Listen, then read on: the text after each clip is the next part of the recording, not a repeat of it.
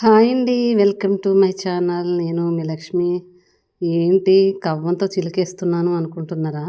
ఏం లేదండి. Summer start అయింది కదా! సమ్మర్ స్టార్ట్ అయిందో లేదో ఎండ 40 డిగ్రీస్ దాటుతుంది. అందు గురించి ఆ వేడిని తట్టుకోవడం కోసం ఈ చిన్న రెమెడీస్.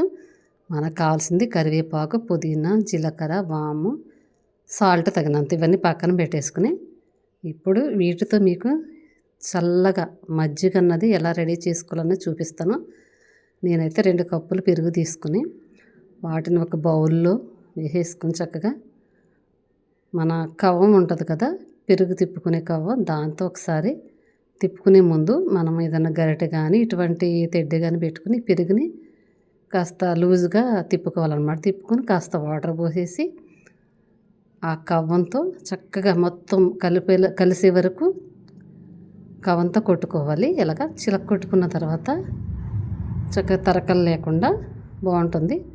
అలాగే ఇది చిక్కగాను ఉండకూడదు, అలానే మరి పలచగా కూడా ఉండదు, మీడియంలో సరిపోతుంది. నేను 1 కప్పు పెరుగుకి 1 లీటర్ వాటర్ అయితే పోసా. ఇవి సరిపోతుందండి. ఎలా ఉంటే ఇదైతే మనం రెడీ చేసుకుని పక్కన పెట్టేసాం కదా. ఇప్పుడు ఇందాక మీకు చూపించా కదా, వాము, జీలకర్ర, కరివేపాకు, పుదీనా ఇవన్నీ వేసి ఈ రోట్లో చక్కగా కచ్చా బిచ్చా అలా దంచుకుంటే టేస్ట్ ఉంటుంది, ఫ్లేవర్ ఉంటుంది, బాగుంటుందండి. తలకలుగా ఈ మాత్రం నలిగితే సరిపోతుంది.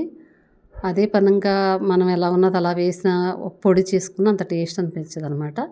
ఇలా దంపుకుంటే ఏమైందంటే అవి పంటికి తగిలి వాటి టేస్ట్ అన్నది బాగుంటుంది.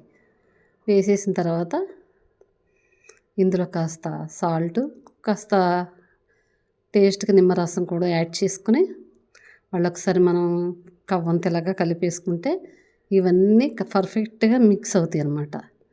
ఇది మాత్రం ఇలా ఉంటే సరిపోతుందండి. మనం ఎక్కువేమీ ఇచ్చేయక్కర్లేదు.